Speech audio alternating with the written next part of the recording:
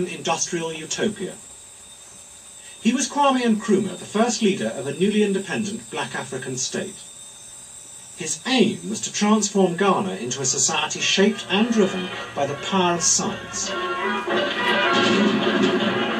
I see and hear springing up cities of Ghana, becoming the metropolis of science, learning, scientific agriculture, and philosophy. Seek ye first the political kingdom, and all other things shall be added unto it.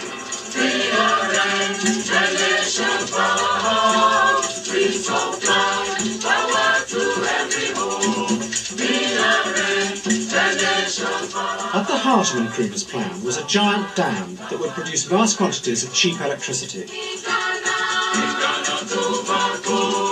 Enough power to build a modern industrial state in the heart of Africa within a generation.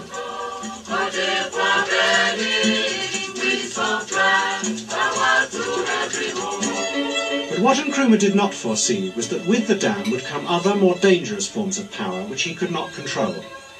Political and economic forces that would tear apart his vision of using science and technology to create a model for the new Africa. Nkrumah was, in my mind, a visionary, not a dreamer. In his mind's eye, he could see United States of Africa as United States of America, and he could see Africa coming together to form a viable unit, to become a world power in the shortest possible time.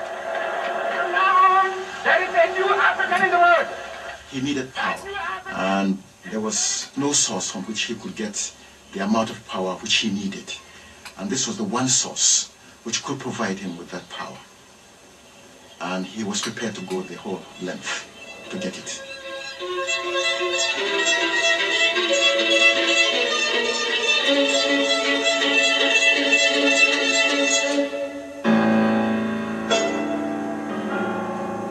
We begin in West Africa, one of the two great areas of the world where we have ruled but never settled. To the people of the Gold Coast, there came last week a day that will always be remembered in their history. For here, in what's been a British colony for more than a century, nearly 1 million people went to the polls in their first general election. The main issue in the election lay between those who want self-government sometime in the future and those who want it now, like the Convention People's Party, the CPP. Their leader, Kwame Nkrumah, spent election day in jail, serving a sentence for incitement and sedition. Nkrumah's rise had been irresistible. After spending 10 years in America as a student, he had returned to the Gold Coast in 1947. Within 2 years, he had formed a political party. 2 years after that, he swept to power.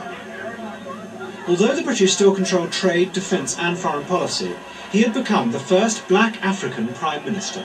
Nkrumah, before coming into power, has, in his election manifesto, had made certain promises about development, about turning the country into a modern industrial country. Nkrumah very much believed that for development power was necessary, that you had to have power, that without power you couldn't develop. Power meant electricity, and the source was to be the giant Volta River that flowed through the eastern half of the country. Ever since the 1920s, the British had planned to build a dam there. A hydroelectric plant would produce electricity to make aluminium from the Gold Coast's vast reserves of the mineral bauxite. In the early 50s, Britain was desperate for a cheap source of aluminium.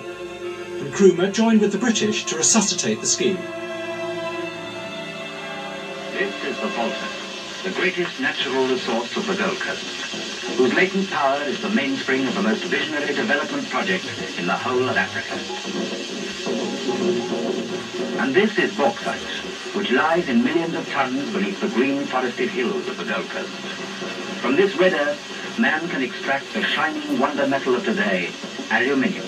And that is the aim of the Gold Coast, to cap the march to independence with a dramatic leap into the age of technology. The British authorities saw the power from the dam simply as a means to boost the empire's supply of aluminium. But for Nkrumah it was much more. He saw it as the key to fulfilling his country's destiny. The power was originally conceived just for the manufacture of aluminium in this country. But then when Kwame came, he gave a new accent, a new importance to that power project. That was, the power was to be used for a comprehensive economic development of the country.